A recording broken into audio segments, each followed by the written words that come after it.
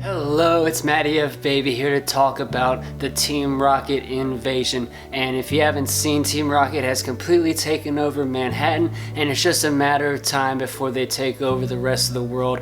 They hinted on Twitter about taking over every single Pokestop in the game. Team Go Rocket. So eventually you're gonna have to fight them if you haven't already. And yeah, I know some people are having some trouble fighting them, so I want to talk about my favorite team to use, my favorite Pokemon to use for fighting Team Rocket. Let's go talk about them. Alright, so here's a list of all the Pokemon that have been added in game. This graphic is by Couple of Gaming. Check them out on Twitter. I'll have their handle in the description and on the screen. So if you look, you see Bulbasaur, Charmander, Squirtle. They're gonna have grass and normal type for Bulbasaur, fire and normal and water and normal type of fast moves for Squirtle, and then you have Rattata, who's gonna have nothing but normal attacks. We have Zubat that has normal and dark type attacks. We have Snorlax, who is going to have psychic and ghost type attacks, and then we have Dratini that is going to have steel and dragon type attacks. So not shown on this infographic is Mudkip and the Swampert family.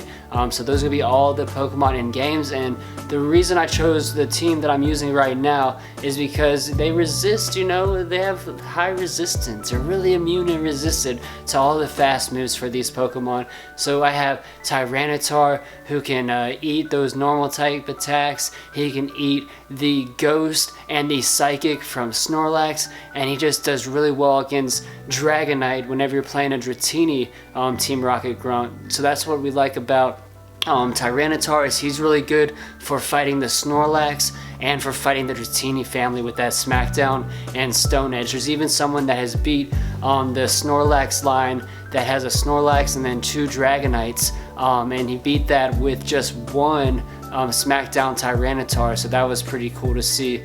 Also, I have Dialga as another Pokemon that I like as a Steel and Dragon type.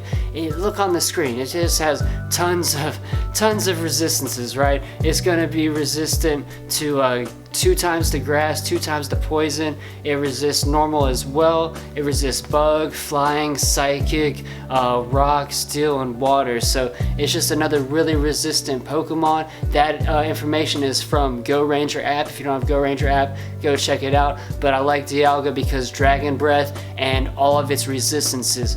So yeah, that's what I like about Dialga. And I only have a weather boosted Dialga, that whatever you call it. Yeah, but however you pronounce it, I mean. But yeah, I only have one that's weather boosted. It's at 2800 CP. I haven't invested any Stardust or candy into it. So the other Pokemon I've been using right now is Latios with Dragon Breath as well. I have Dragon Breath and Thunder on my Dialga, and then I have Dragon Breath, Dragon Claw on my Latios. And it's kind of the same deal, just Dragon Breath just doing so much damage and then just having good resistances. So we have fire resistance, psychic, grass, electric, fighting, and water resistances. So that's why I chose those 3 Pokemon, is because they have high resistances and they do good neutral damage to all the current Pokemon. And we got Tyranitar as our specialist for the Snorlax and the Dragonites you have to face, and then we have Dialga and Latios to just do work against the rest of the Pokemon that are available to fight.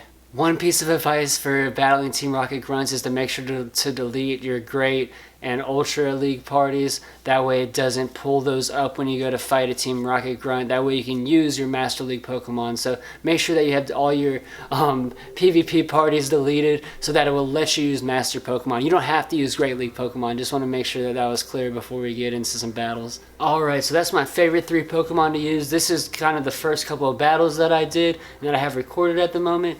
So initially I was using a Machamp and a Dragonite, but I then evolved my strategy. I then evolved because we want thicker Pokemon. We want Pokemon that resist all these things and that are a little thicker too. So the Machamp I thought would be great in case I ran into a Snorlax, but it's kind of flimsy just in general against the other Pokemon. Dragonite does do well, so I'm using Latios now as my like dragon flying type, and of course I have the Dragon still in Dialga. But yeah, I was using Dragonite as well. So I'm just gonna show you some of our fights, and yeah, just look at it. Now basically we're just over here finishing off this Ivysaur. We got an Outrage ready to go. I know it's a shiny one. I did have Draco Meteor on it initially, but I ended up TMing it after like a week or two. I still have shiny ones with Draco Meteor, but we're going to go up against Squirtle right here. And you can see it's not doing that much damage to us with its bubble attack. You know, we're getting it down pretty fast with our fast moves. We're going to go ahead and shield it. You know, even though it's not going to hurt us that bad, we're just going to shield and farm the whole first Pokemon. This is a strategy I like using pretty much in all battles now.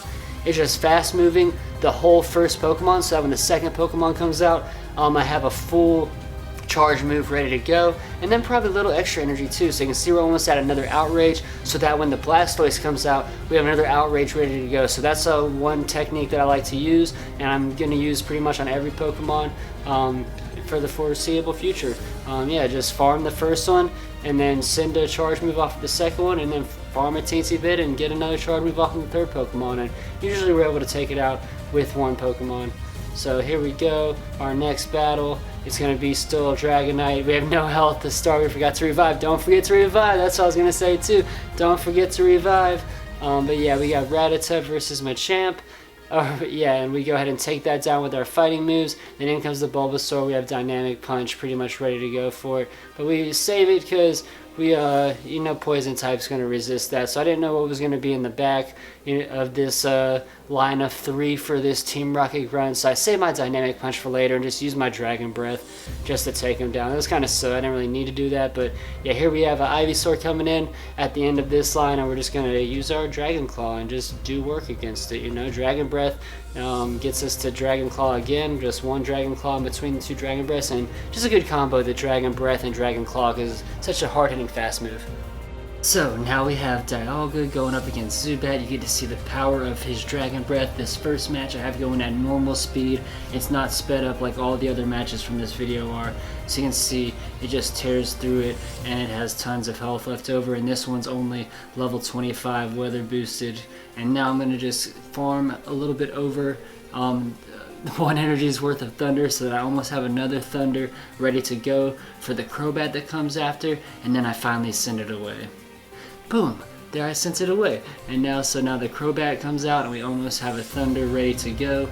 And you can just send that, and yeah, one Pokemon takes down all 3 of them. It's an easier fight, but still, that's a good strategy, is just to farm the first Pokemon for energy, and then send it on your second Pokemon and try to farm some more energy, so when the third Pokemon comes in, you have it ready to go. So now we have Dialga going up against a team of Squirtles. This one is sped up, but you can see we're doing way more damage to it than it's doing to us. It does get us down to about pretty close to half health, but we have a whole Thunder ready to go on this Wartortle, and we can farm a little extra energy as well. So now we're finally going to send that Thunder off against the Wartortle. And if you can't tell, I filmed this later because I had to go film this footage and get it on my computer. And yeah, but here we go. We got Blastoise coming in, and now we have a Thunder ready to go for the Blastoise, and gonna hit that and almost down it on Dragon Breaths, and almost get to Thunder again, but we don't quite down it. It has like 1 sliver HP, so we bring in another Pokemon to finish it off. But that's why I love Dialga. It's so good.